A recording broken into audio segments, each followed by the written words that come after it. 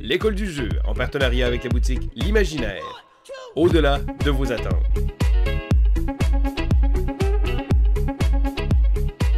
Bonjour mes graines de moutarde, c'est Vince de l'école du jeu, j'espère que vous allez bien et bienvenue dans mon top 100 position 80 à 71 où je vous présente les positions 80 à 71 de mon top 100. Donc avant de commencer, j'aimerais d'abord remercier les Patreons, pas mes, mais nos Patreons qui nous supportent fièrement et c'est très le fun. On a vraiment un beau contact avec vous. Merci parce que grâce à eux, ou à cause d'eux, je devrais dire, j'ai dû faire mon top 100 parce qu'on a atteint un but financier dans notre Patreon. Donc, c'est à cause de eux que je dois faire un top 100. Et oui, je dis c'est à cause parce que pour moi, ce fut un problème très grave de faire ça dans ma vie. Si ça vous intéresse d'en savoir davantage et de savoir le processus au travers lequel j'ai passé pour sélectionner tous ces jeux-là, vous pouvez aller voir l'introduction à mon top 100. Il va y avoir un petit onglet là, juste ici.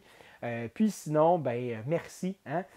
Et en dernier lieu, j'aimerais juste mentionner une petite affaire super claire. Donc, ce top 100-là date du 19 février 2021. Et pour mon bien-être mental, physique et spirituel, je me suis dit que je n'allais pas le changer en aucun cas. OK? Fait que ce top 100-là, il est déjà changé. En date de quand je dépose la vidéo. Là. Je commence tout de suite, pour ne pas faire ça trop long, avec mon numéro 80 qui est Unusual Suspects. Alors, Unusual Suspects, je suis un peu déçu que ce jeu-là soit discontinu, puisque c'est un jeu vraiment le fun de party, où est-ce qu'un joueur va un peu incarner un genre de victime et va recevoir en fait une carte qui va lui indiquer c'est qui la victime parmi les 12 c'est un carré de 3 par 4 avec des visages. Et c'est un genre de guess who, comme collaboratif communautaire, mais coopératif, où est-ce que les joueurs vont essayer de deviner qui a été la personne qui a commis le crime envers moi. Et ça, à travers des questions que je peux répondre par oui ou par non, sauf que plutôt que de juste faire des questions de genre est-ce que la personne a les cheveux blonds, est-ce que la personne a les cheveux bleus, etc., on va le faire à travers des questions un peu malaisantes, genre est-ce que cette personne-là serait du genre à célébrer la Saint-Valentin? Et là, tu te dis, clairement que oui. Et là, les joueurs autour de la table se consultent pour savoir c'est qui fêterait pas la Saint-Valentin et vont retourner les cartes correspondantes. Le problème, c'est qu'évidemment, quand notre carte est retournée, on a perdu.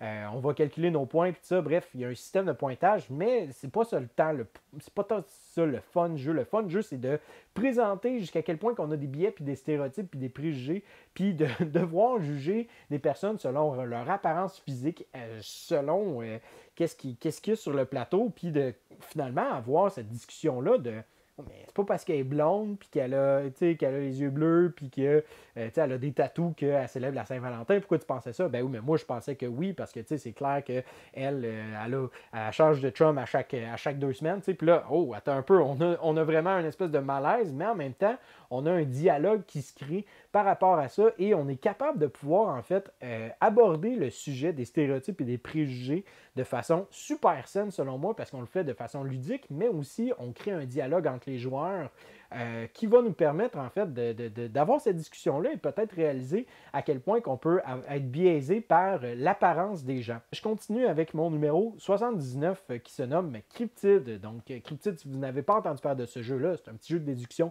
super génial, super simple. C'est de la déduction à sa forme la plus pure, à un point tel que peut-être le thème devient absent, puis ça a l'air quasiment plus abstrait là, quand on le regarde. Le but du jeu, c'est de découvrir où se trouve le cryptide et tous les joueurs vont avoir une parcelle d'informations. Genre, le cryptide va se trouver sur une zone d'eau. Où le cryptide ne se trouvera pas sur une zone d'eau, par exemple. Et dépendamment du scénario qu'on va prendre, évidemment, tous les joueurs vont avoir des informations qui correspondent à... là. Donc, c'est pas vrai que toi, tu vas avoir ça peut pas se trouver sur une zone d'eau, puis moi, je vais avoir ça peut se trouver sur une zone d'eau. Ça ne marchera pas. Mais, ça pour dire que le jeu est vraiment bien fait à ce niveau-là. Évidemment, il faut que les gens soient à l'aise dans la langue du jeu. Donc, si vous n'êtes pas à l'aise en anglais, allez vous procurer une copie en français. Mais au-delà de ça, le jeu s'explique bien. C'est le fun. Et dès que la partie se termine, on fait ben là, c'est déjà fini, ok, on va en rejouer une autre.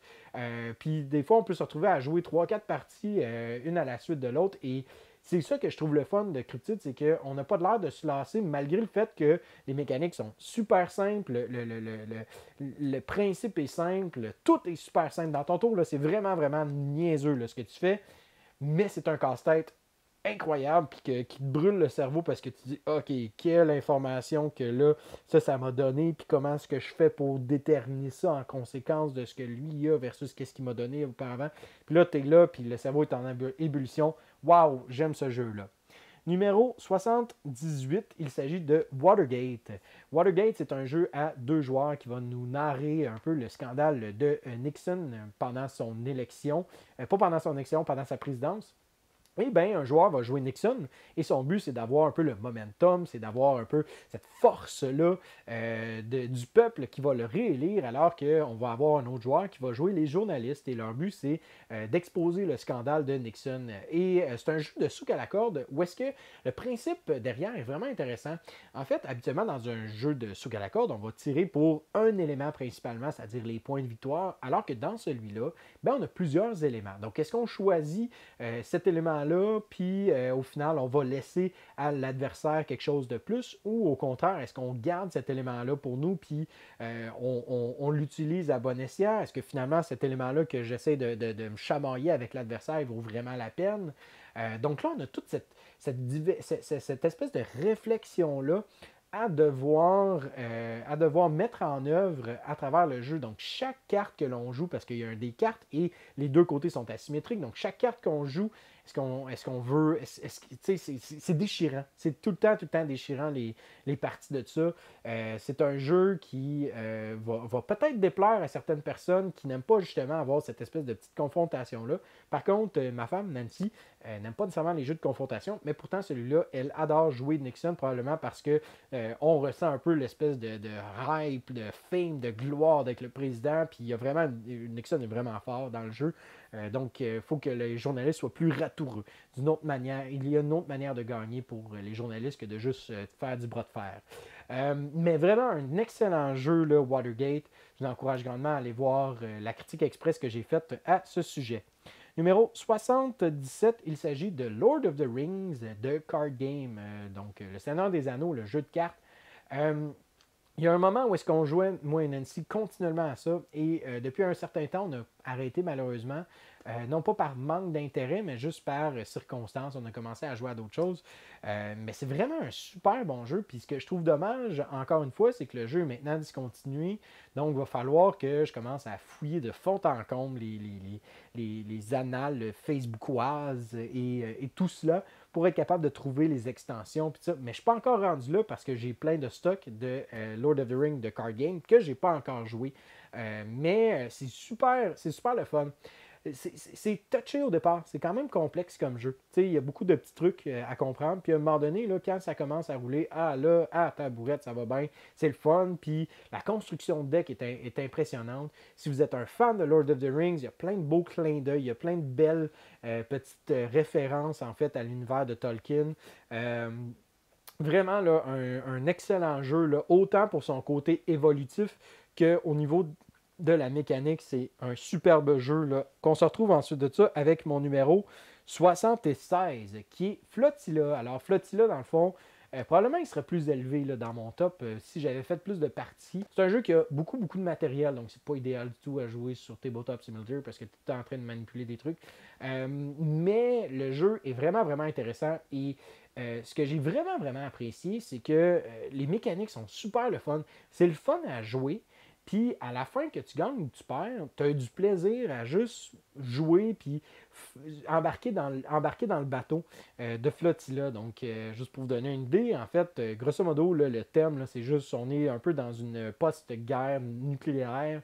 Puis, ben, il faut construire un flotilla, donc une île flottante, chacun de son côté. Un principe de carte, en fait, où est-ce qu'on va avoir des cartes, une main de cartes, on va les jouer pour les effets. Puis après ça, on va avoir une carte dans notre main qui va nous permettre de récupérer toutes celles qu'on a jouées auparavant Et là, de recommencer la petite machine, on peut récupérer, acheter des nouveaux personnages, les ajouter à notre main, etc., etc. Mais la chose la plus intéressante, selon moi, c'est le fait qu'on peut tourner à un certain moment dans la partie de Seastead à l'autre côté, que je ne me souviens plus. Mais l'autre côté, il est vraiment le fun parce qu'on change complètement notre dynamique de jeu. Puis tout est dans le principe. Il y a un côté économique aussi, où est-ce que tout est dans la manière qu'on va tourner. Est-ce que c'est le bon timing? Est-ce que c'est le bon moment dans la partie? On peut le faire dès le début de la partie, comme on pourrait le faire plus tard. Puis jusqu'à date, je ne pourrais pas dire qu'il y a une façon optimale de gagner. J'ai vu des gens là, tourner leur plateau là, vraiment, vraiment en fin de partie, puis gagner haut la main versus des gens qui ont tourné leur plateau dès le début de la partie, puis ça a comme super bien roulé pour eux. Puis au final, comme j'ai dit, peu importe le nombre de points, c'est le fun à jouer. Donc, c'est un superbe jeu Flotilla. Numéro 75, il s'agit de Wingspan. Ben oui, écoute, il faut bien que j'en aille un dans tout Stonemaier Games que j'aime. Hein? Wingspan, c'est un. J'ai pas besoin de l'introduire. Je vais juste dire pourquoi je l'aime, simplement parce que c'est une petite raille. C'est c'est comme une promenade en plein air. Tu voudras pas. Si t'es pas un grand fan de promenade en plein air, ben c'est pas grave. Les gens vont dire hey, viens, on va découvrir une forêt. Ah, ok, pas de problème. Fait que tu prends une marche, puis ça te fait du bien. C'est juste le fun, c'est sweet.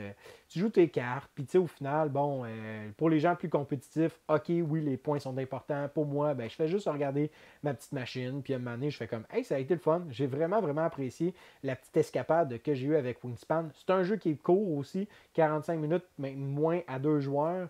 Je le recommande plus ou moins à plusieurs joueurs là, parce qu'il n'y a pas nécessairement assez d'interaction pour que ce soit bien intéressant. Mais à 2 joueurs, c'est un superbe jeu, c'est le fun, il est beau, il est propre.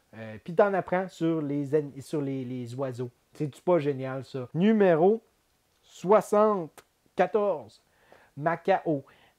Macao est un jeu de M. Stefan Feld, je pense de 2009 si je ne me trompe pas, mais écoute, c'est un jeu plus trouvable sur le marché, mais il va avoir une réédition produite par Queen Games. Donc, j'espère que cette réédition-là va être disponible parce que les jeux de Queen Games, des fois, sont difficiles à trouver. Mais Macao, là, c'est probablement un de mes jeux de Feld favoris. En fait, je pense que c'est pas mal mon jeu de Feld favori parce que j'aime le principe. Tout d'abord, contrairement aux autres, c'est pas nécessairement une salade de points. Même que des fois, on peut perdre des points si on ne gère pas bien nos choses. Et surtout, il y a un côté engine building où est-ce qu'on va jouer des cartes. Et ces cartes-là, on va en jouer peut-être 5-6 maximum pendant toute la partie, mais chaque fois qu'on les joue, elles arrivent, puis là, wow, ok, c'est vraiment fort, là. Puis là, ça vient complètement changer notre direction dans notre partie. Puis le système de rose des vents, écoutez, ça, c'est fou, là. On a une rose des vents, puis là, on va tourner, la rose des vents va déterminer, en fait, quand est-ce qu'on va avoir nos cubes, puis qu'on va pouvoir les gérer. Fait que là, mettons, puis là, on va avoir des dés, évidemment, hein, M. Feld. On roule des dés de différentes couleurs. Et là, ben, je pourrais choisir le dé 6 bleu et avoir 6 cubes bleus. Par contre, ces 6 cubes bleus-là, ben, je vais les avoir dans 6 tours. Ben oui. Fait que là, comme ça, on va choisir différents dés. On va les assigner, en fait, à nos différentes parties de notre rose des vents. Et on va la tourner. Tiche. Fait que ce qui fait en sorte qu'à un moment donné, tu te retrouves avec comme plein de cubes. Ou juste quelques cubes parce que tu as vraiment besoin de ces cubes-là super rapidement. Puis là, il faut vraiment que tu gères le plus vite possible. Puis, oh my god, c'est vraiment, vraiment comme j'ai pas le choix. Il faut que je prenne un cube noir tout de suite, immédiatement. Je vais juste en avoir un, mais je vais l'avoir tout de suite. Puis c'est là que ça va être payant. Fait que tout ce système-là, vraiment, vraiment, là, ça me déçoit que. Je comprends pas pourquoi est-ce que Macao n'est pas plus populaire que ça. Je comprends pas. Je suis flabbergasté. Bref. Macao, un excellent jeu. On continue avec le numéro 73. Il s'agit de Search for Planet X. Alors, c'est un nouveau jeu qui vient tout juste de sortir en 2020. Il a fait d'ailleurs, ça a été ma mention honorable dans notre top 10 de 2020. C'est un jeu de déduction où est-ce que, dans le fond, c'est pas si grave que ça. Si tu n'as pas réussi à déduire elle est où la planète X, parce que ça se peut que tu gagnes, parce que tu vas avoir des points de différentes manières, et ces points-là que tu les récupères de différentes manières, ben à la fin de la partie, on compte, puis le joueur qui en a le plus gagne. Fait que là, ça, c'est comme, wow, c'est fun! On n'a pas besoin de s'ostiner puis d'essayer de chercher un endroit précis. On peut juste décider de trouver plein d'autres petits éléments dans le jeu Puis ben, peut-être avoir l'opportunité de gagner. Puis somme toute, là, le jeu fonctionne avec une application, puis là, les gens sont des fois sont rebutés par une application, mais elle est vraiment bien faite. Puis elle supporte super bien le jeu parce que elle n'est pas. Et c'est pas lourd de jouer avec cette application-là parce qu'au final, elle fait juste nous demander en fait de dire c'est quoi l'action qu'on va faire et elle va nous donner de l'information, ce qui permet d'avoir une rejouabilité hyper grande grâce à ça. Donc, je trouve que tout le système qui est derrière Search for Planet X est vraiment, vraiment ingénieux. C'est un jeu de déduction, encore une fois, solide. Donc, si j'ai parlé de Cryptid tout à l'heure, si vous êtes prêt à faire le prochain step, allez vers Search for Planet X. Là, je suis pas mal certain que vous allez avoir du gros fun noir. On continue avec le numéro 72, Castles of Mad King Ludwig. Et là, j'entends déjà des gens me dire « Oui, mais Suburbia est meilleur, peut-être. » Non, moi, j'aime le fait de construire son château. Le fait que les tuiles sont de différentes sizes, de différentes grosseurs, le fait qu'on finit notre plateau de jeu puis qu'on peut vraiment raconter une histoire d'un roi qui a décidé de construire juste des chambres à coucher dans son palais, puis que lui, c'est un paresseux parce qu'il faut qu'il s'endorme dans toutes les... Moi, j'adore. Le système de cartes d'enchères, il est le fun. C'est vraiment un jeu qui est quand même facile d'accès, qui interpelle beaucoup à l'imaginaire, comme j'ai dit, à cause des différentes tuiles, puis aussi, bon, les différents types de tuiles. Puis, somme toute, là, le jeu là, coule bien, ça roule bien, c'est le fun. Oui, OK, on gagne des points, on gagne ou on perd à la fin de la partie, mais so what? J'ai fait mon château où est-ce que mon roi, c'était un paresseux, man. Tu ne pourras jamais faire ça dans une partie puis avoir autant de fun que moi, je te le garantis. Tu as peut-être gagné, là, mais moi, j'ai un château où est-ce que mon roi peut dormir dans toutes les pièces. Puis mon numéro 71, Age of Dirt. Age of Dirt, qu'est-ce que c'est? C'est un jeu full pas connu. Puis c'est décevant parce que c'est super le fun. C'est un jeu avec une tour, sauf que c'est comme une tour à dés, sauf qu'au lieu de mettre des dés dedans, on va mettre nos petits meeples.